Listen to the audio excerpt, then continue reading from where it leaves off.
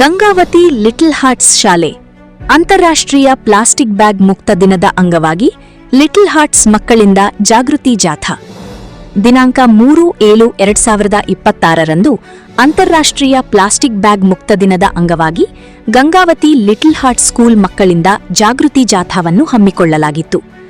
ಮಕ್ಕಳಿಂದ ಬಟ್ಟೆಯ ಬ್ಯಾಗನ್ನು ಹೊಲಿದುಕೊಂಡು ಬರಲು ತಿಳಿಸಿ ಅದರ ಮೇಲೆ ಪ್ಲಾಸ್ಟಿಕ್ ಬ್ಯಾಗ್ ಬ್ಯಾನ್ ಮಾಡುವ ಕುರಿತಾದ ಸಂದೇಶ ಸಾರುವ ಡ್ರಾಯಿಂಗ್ ಕಾಂಪಿಟೇಷನ್ ನಡೆಸಿ ಬಹುಮಾನ ವಿತರಿಸಲಾಯಿತು.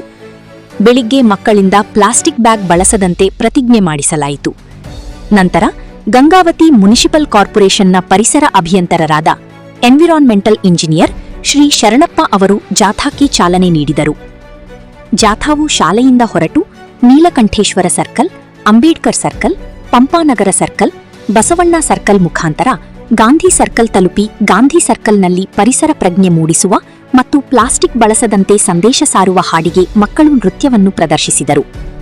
ಈ ಸಂದರ್ಭದಲ್ಲಿ ಶಾಲೆಯ ಕಾರ್ಯದರ್ಶಿ ಜಗನ್ನಾಥ ಆಲಂಪಲ್ಲಿ ಮಾತನಾಡಿ, ಬದಲಾವಣೆ ನಿಮ್ಮಿಂದಲೇ ಪ್ರಾರಂಭವಾಗಲಿ ಎಂದು ಮಕ್ಕಳಿಗೆ ಪ್ಲಾಸ್ಟಿಕ್ ಬಳಸದಂತೆ ಕರೆ ನೀಡಿದರು. ಶಾಲೆಯ ಖಜಾಂಚಿ ಪ್ರಭಾಕರ ಚನ್ನುಪಾಟಿ, ಮುಖ್ಯೋಪಾಧ್ಯಾಯಿನಿ ಪ್ರಿಯಾಕುಮಾರಿ, ನಿರ್ದೇಶಕರಾದ ಇಬ್ರಾಹಿಂ, ಲಯನ್ಸ್ ಕ್ಲಬ್ ನೂತನ ಅಧ್ಯಕ್ಷರಾದ ಡಾಕ್ಟರ್ ದೇವರಾಜ್, ಕಾರ್ಯದರ್ಶಿ ಶ್ರೀ ಶಂಕರ ಪಾಟೀಲ್ ಹಾಗೂ ಶಿಕ್ಷಕ-ಶಿಕ್ಷಕಿಯರು ಉಪಸ್ಥಿತರಿದ್ದರು. ಜಾಥಾದಲ್ಲಿ ಸುಮಾರು 700 ವಿದ್ಯಾರ್ಥಿಗಳು ಭಾಗವಹಿಸಿದ್ದರು.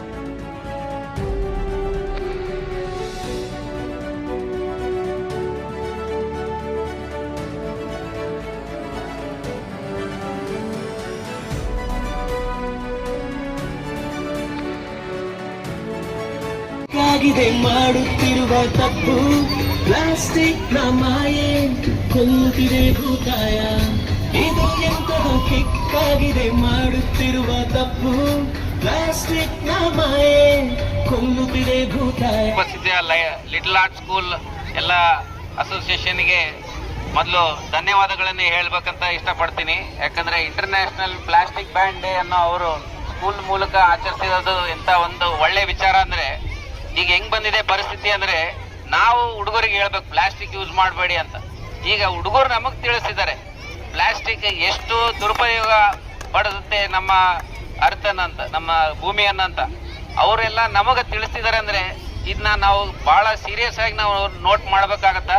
ಅದೇ ಪ್ರಕಾರ ನಾವೆಲ್ಲ ಮೂವೀಸ್ ನಲ್ಲಿ ಸೂಪರ್ ಹೀರೋಸ್ ನೋಡ್ತಿದ್ವಿ, ಆದ್ರೆ ಈಗಿನ ಪರಿಸ್ಥಿತಿಯಲ್ಲಿ ಇವರೇ ನಮ್ಮ ಸೂಪರ್ ಹೀರೋಸ್.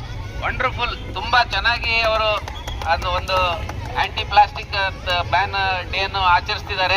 ಇವರೆಲ್ಲ ನಮ್ಗೆ ಒಳ್ಳೆ ಮೆಸೇಜ್ ಕೊಡ್ತಾ ಇದ್ದಾರೆ. ಇದೇ ರೀತಿಯಲ್ಲಿ ನಾವು ಇದನ್ನ ಒಳ್ಳೆ ರೀತಿಯಲ್ಲಿ ತಗೊಂಡು ನಾವು ಸ್ವಲ್ಪ ಡಿಫ್ರೆನ್ಸ್ ಮಾಡಿದ್ರು ಗ್ಲೋಬಲಿ ಬಹಳಷ್ಟು ಅದು ವ್ಯತ್ಯಾಸ ಆಗುತ್ತೆ. ನಮ್ಮ ಮುಂದೆ ಬರೋ ಪೀಳಿಗೆ ನಾವು ಈ ಭೂಮಿಯನ್ನ ನಾವು ಉಳಿಸ್ಕೊಡ್ಬೇಕಾಗತ್ತ. ಜಾಸ್ತಿ ಏನಿಲ್ಲ, ಪ್ಲಾಸ್ಟಿಕ್ ಎಷ್ಟು ಸಾಧ್ಯ ಆಗುತ್ತೆ ಅಷ್ಟು ಕಮ್ಮಿ ಬಳಸಲಿಕ್ಕೆ ಪ್ರಯತ್ನ ಮಾಡೋಣ. International Plastic Bag Free Day, isn't it? Then we have to show our social responsibilities that we should not use plastic bags. ಹೌದಾ?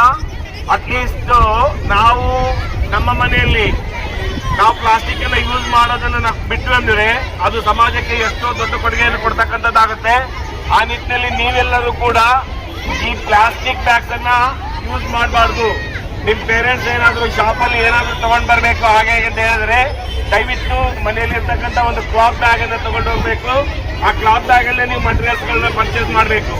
ಈವನ್ ಶಾಪ್ ಕೀಪರ್ ಕೂಡ ನಿಮಗೆ ಪ್ಲಾಸ್ಟಿಕ್ ಬ್ಯಾಗ್ ಕೊಟ್ಟಾಗ ಅದನ್ನ ತಿರಸ್ಕಾರ ಮಾಡಬೇಕು. ಇವತ್ತು ಬೆಳಗ್ಗೆ ನೀವು ಶಾಲೆಯಲ್ಲಿ ಪ್ಲಸ್ ಮಾಡಿ ಓದ್ ತಗೊಂಡಿದ್ದೀರಾ, ಯಾವುದೇ ಕಾರಣಕ್ಕೂ ಪ್ಲಾಸ್ಟಿಕ್ ಬ್ಯಾಗ್ ಯೂಸ್ ಮಾಡಲ್ಲ ನಾವು ಇನ್ ಮುಂದೆ ಅಂತ.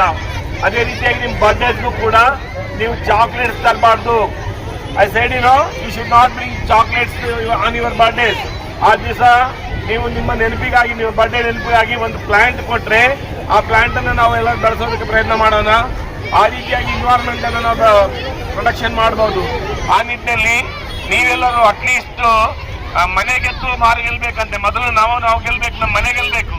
ಅಂದ್ರೆ ಮೊದಲು ನಮ್ಮಲ್ಲಿ ಬದಲಾವಣೆಗಳನ್ನ ನಾವು ನೋಡಿದ್ರೆ ಸಮಾಜವನ್ನ ತಿದ್ದೋದಕ್ಕಾಗುತ್ತೆ. ಆ ನಿಟ್ಟಿನಲ್ಲಿ ನೀವು ಈ ಸಮಾಜವನ್ನ ತಿದ್ದೋದಕ್ಕೆ ನಿಮ್ಮ ಒಂದು ಅಳಿಲು ಸೇವೆ ಮಾಡ್ಬೇಕಂತ ಹೇಳಿದ್ರೆ ನೀವು ಯಾರು ಪ್ಲಾಸ್ಟಿಕ್ ಬ್ಯಾಗ್ಸ್ ಅನ್ನ ಯೂಸ್ ಮಾಡಬಾರ್ದು.